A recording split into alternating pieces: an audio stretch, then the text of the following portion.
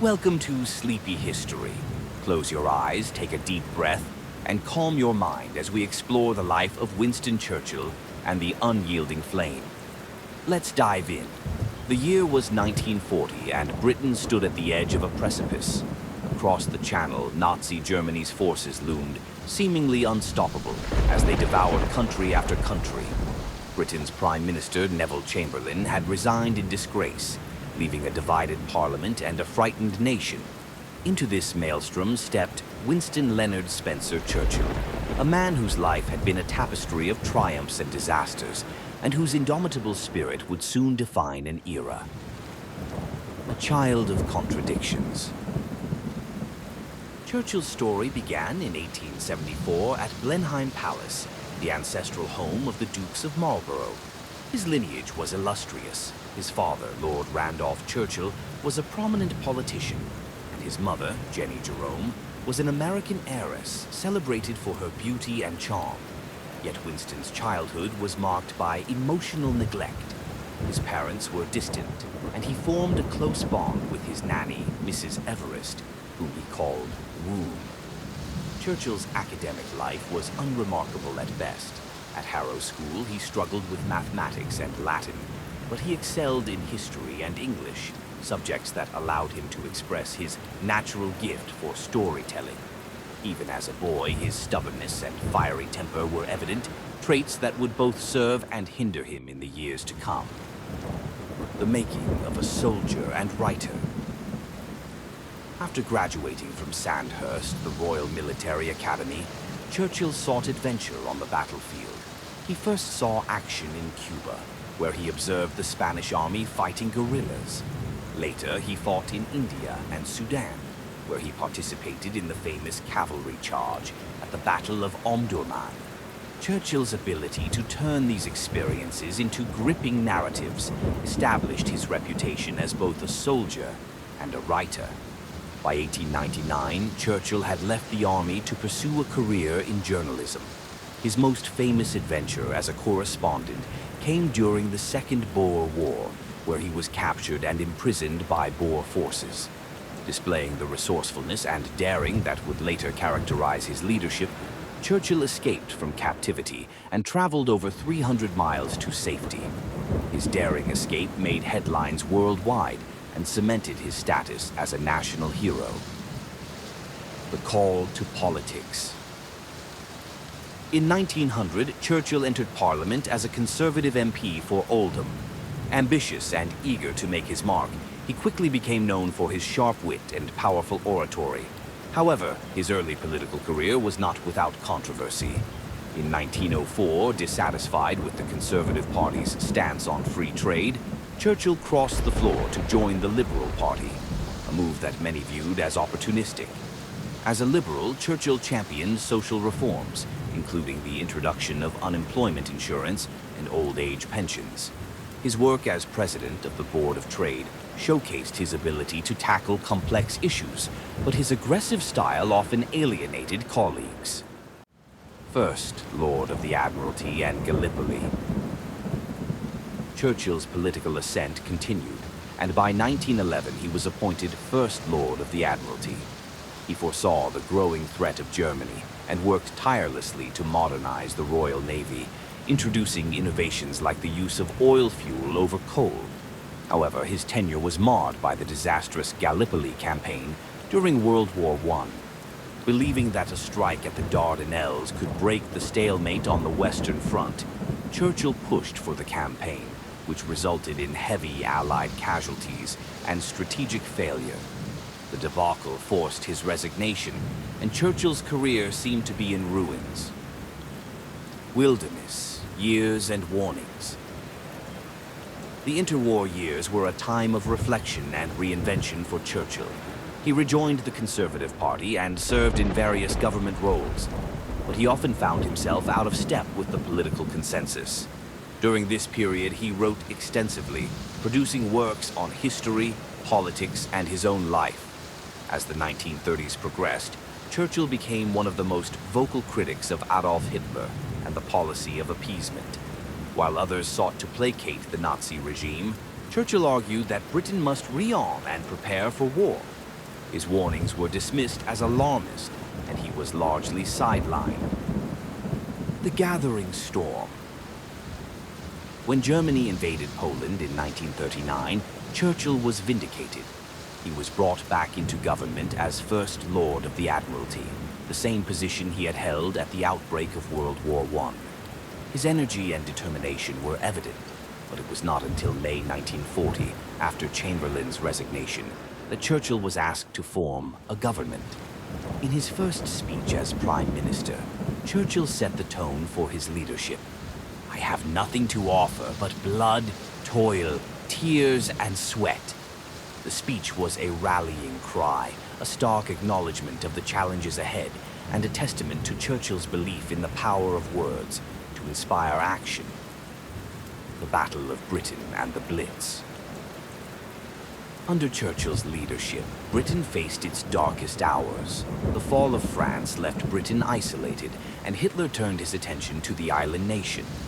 The summer of 1940 brought the Battle of Britain, where the Royal Air Force, RAF, fought valiantly to repel the Luftwaffe.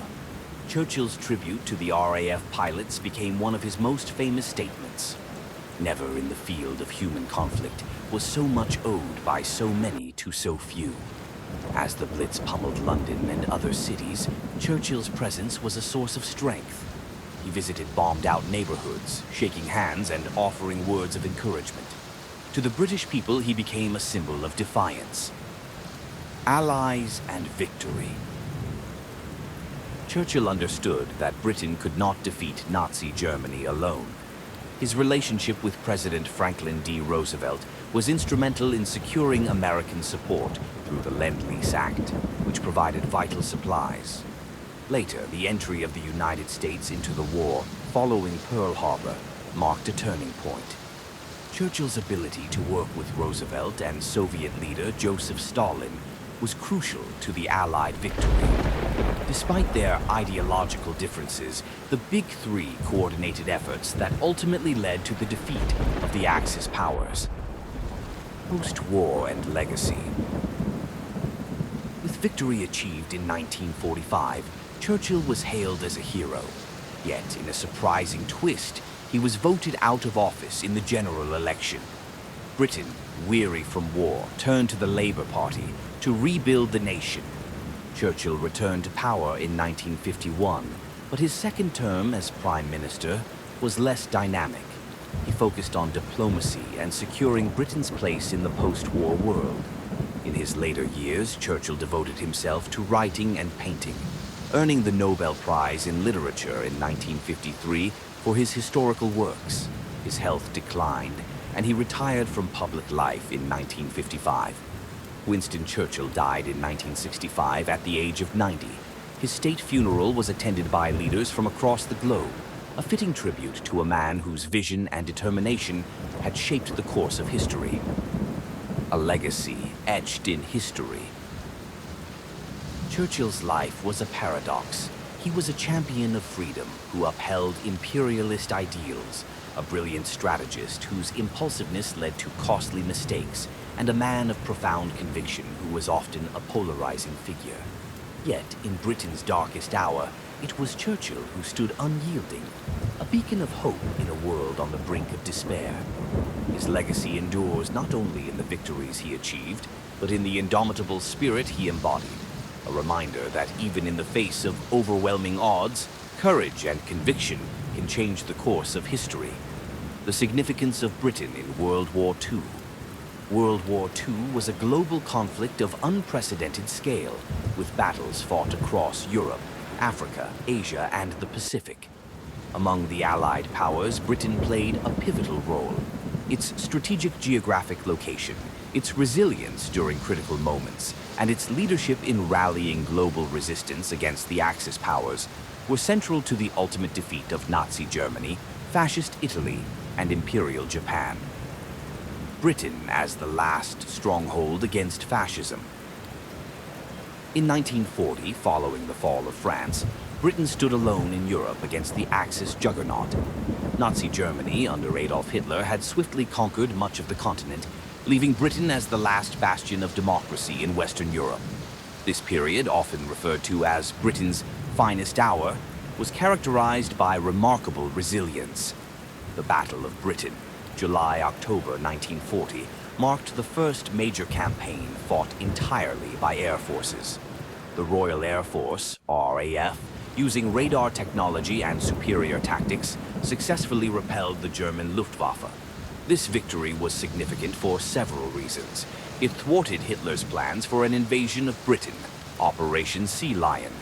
It provided a psychological boost to Allied nations. It demonstrated that the Axis powers were not invincible, laying the foundation for future resistance. The Blitz and civilian resilience. From September 1940 to May 1941, Germany unleashed the Blitz, a sustained bombing campaign against British cities. London, Coventry, and other urban centers were targeted, resulting in widespread destruction and significant loss of life. Despite the devastation, the British people displayed remarkable unity and determination. The government, led by Winston Churchill, used propaganda to bolster morale, portraying the bombings as a test of Britain's resolve. The resilience of British civilians during the Blitz symbolized the broader struggle against tyranny. Their determination to carry on under such dire circumstances inspired other nations and reinforced the belief that the Axis powers could be defeated. Britain as a strategic hub. Britain's geographic location made it a vital base for Allied operations. As an island nation, it provided a secure staging ground for planning and launching military campaigns. Key contributions included the Atlantic convoys. Britain's Navy played a crucial role in maintaining supply lines across the Atlantic. Convoys of merchant ships, escorted by Royal Navy vessels, transported essential supplies from the United States and Canada. The Battle of the Atlantic, 1939 to 1945, was a prolonged struggle to ensure these lifelines remained open, despite the threat posed by German U-boats. The North African Campaign. British forces were instrumental in defeating Axis forces in North Africa.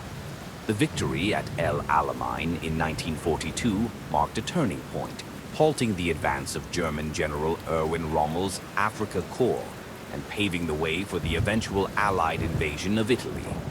D-Day and the liberation of Europe. Britain served as the launchpad for Operation Overlord, the Allied invasion of Normandy on June 6, 1944. British, American, Canadian, and other Allied forces collaborated to breach Hitler's Atlantic Wall, beginning the liberation of Western Europe.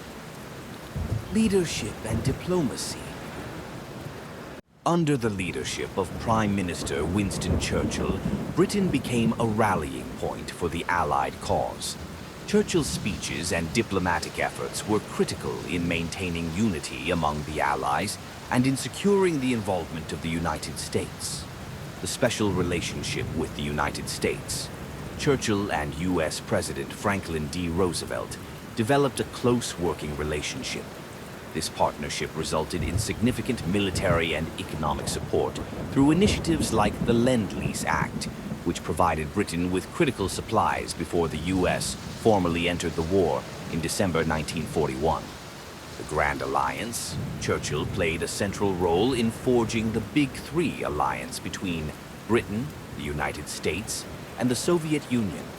While tensions existed between these powers, their coordinated efforts were crucial in defeating the Axis. Cultural and propaganda contributions. Beyond military and diplomatic efforts, Britain's role in cultural resistance was significant.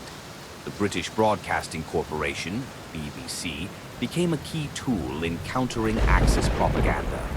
Broadcasts in multiple languages provided hope to occupied nations and reinforced the narrative of eventual liberation.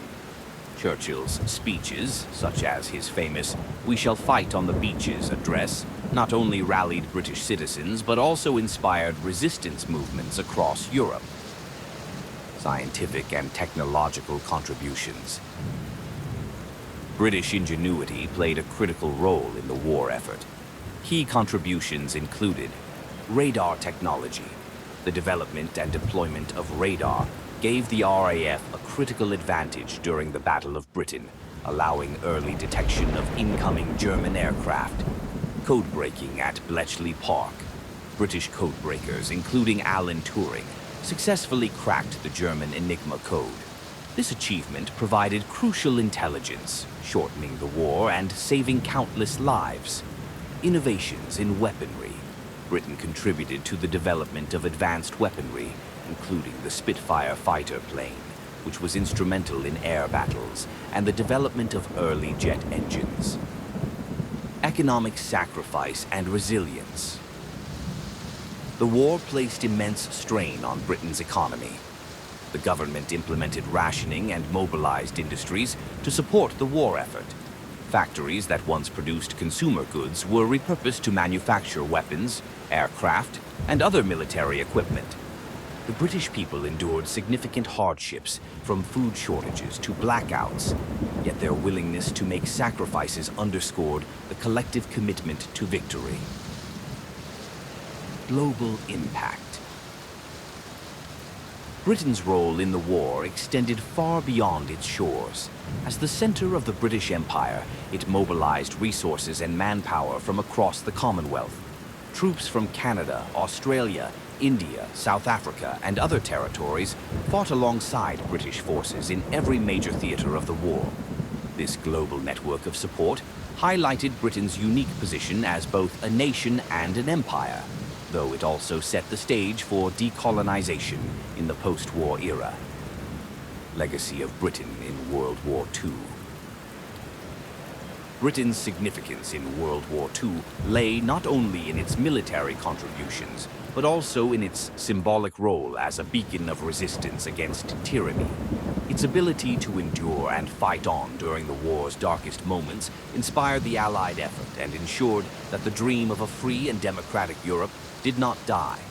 The war reshaped Britain's identity, transforming it from a global empire into a leader of the free world. While the economic costs were immense and the empire began to wane, Britain's role in securing victory remains a source of national pride and a defining chapter in its history.